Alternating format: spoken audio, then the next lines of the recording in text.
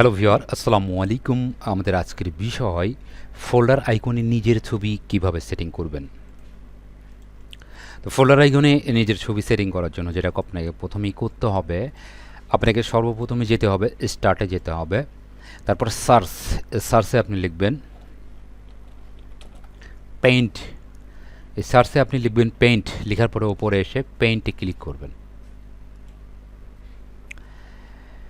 Paint এখানে click করার পরেই আপনি যে ছবিটাকে ডেস্কটপে আপনি যে ছবিটাকে ফোল্ডারে সেটিং করবেন সেই ছবিটাকে এখানে ওপেন করে নিয়ে আসতে হবে। তো ছবিটা আমি নিয়ে আসি। ক্লিক করতে হবে আপনাকে, এইখানে ক্লিক করবেন, পেইন্টের এখানে ক্লিক করবেন, তারপরে ওপেন করবেন। ওপেনে এসে এখানে একটু ছবিটার কাজ করে নিতে হবে। তো আমি এই ছবিটাকেই ফোল্ডার আইকনে সেটিং করতে চাচ্ছি। তো এটাকে আমি ক্লিক করে এখানে ওপেন করলাম। ছবিটা বন্ধুরা দেখুন, ছবিটা এখানে অনেক বড় হয়ে গেছে, জুমটা এখানে কমায় নিতে হবে। তো আমি এখান থেকে এই যেখানে ক্লিক করে জুম আউট করে দিব, হয়ে গেল। তারপরে আপনাকে যেটা করতে হবে সেটা হচ্ছে সিলেক্ট, এখানে সিলেক্টে ক্লিক করতে হবে, এখানে রিয়াক্ট্যাঙ্গুলার সিলেকশন টুলে ক্লিক করতে হবে। করার পরে ছবিটার আপনি যতটুকু অংশ রাখতে চাচ্ছেন ততটুকু অংশ আপনাকে কেটে নিতে হবে। সিলেক্ট করার পরেই এখানে ক্রপ ক্লিক করবেন, এটা ক্রপ হয়ে গেল। এখন ক্রপের নিচে দেখুন রিসাইজ, তো রিসাইজে ক্লিক করবেন। করার পরে আপনি যেটা করবেন পিক্সেলস এখানে ক্লিক করবেন। করার পরে এখানে আপনি পিক্সেল দিবেন। আচ্ছা, আমি 200 দিলাম। ভার্টিক্যাল এখানে 200 করে দিলাম। 200 করে দেওয়ার সাথে সাথে এখানে হরিজন্টাল যেটা আছে সেটা অটোমেটিক এই মাপটা এখানে চলে আসবে। তারপরে আপনি ওকেতে ক্লিক করবেন। দেখুন বন্ধুরা, ছবিটা এখানে অনেক ছোট হয়ে গেছে। তো এখানে একটু জুম করে নেই, কারণ জুম এখানে মাইনাস একদম জিরোতে আছে, এই জন্য আমাকে জুম প্লাস করব, জুম ইন করে বড় করে দেবো। আচ্ছা, এই ছবিটাকে যে কাজটি করতে হবে এখন সেটা আবারও এখানে পেইন্টের এখানে আসতে হবে, সেভ অ্যাসে ক্লিক করবেন। সেভ অ্যাসে ক্লিক করে মূল কাজটি হচ্ছে এটা, আপনি এখানে নাম দিবেন।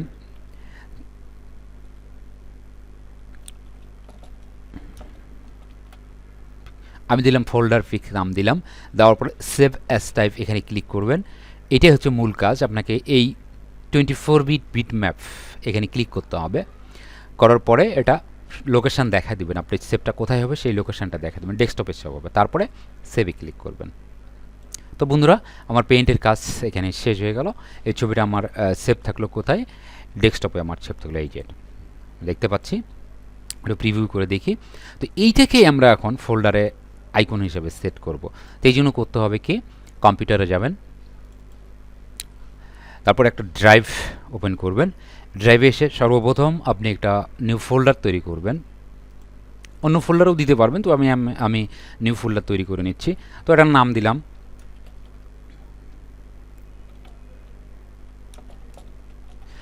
দিলাম আমি মাই ইউজ নামে এটা দিলাম। তো ফোল্ডারটা আমার তৈরি হয়ে গেল। এবার ফোল্ডারের উপর রাইট বাটনে ক্লিক করবেন, প্রপার্টিসে ক্লিক করবেন।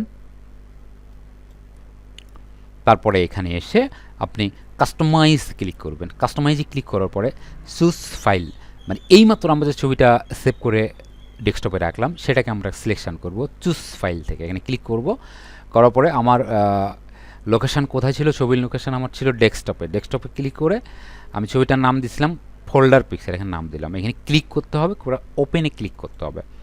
ওপেনে ক্লিক করার পরে এখানে অ্যাপ্লাই দিব। দেখুন বন্ধুরা, এই যে মাই ইউজ, আগে কিন্তু ফোল্ডার এখানে ছবিটা ছিল না, আমি এই ছবিটা দেওয়ার কারণে এই ছবিটা কিন্তু এখানে চলে আসছে। আশা রাখি বন্ধুরা আপনারা বুঝতে পেরেছেন। এবারে ওকে দিব। তো এইবারে আমি চাচ্ছি যে অন্য কোনো আইকন দিয়ে ফোল্ডারের আইকনটাকে আমি চেঞ্জ করে দেবো এটাকে অন্য আইকন দ্বারা। তো সেই ক্ষেত্রে কী করতে হবে, আবার ফোল্ডারে রাইট ক্লিক করে প্রপার্টিস ক্লিক করতে হবে।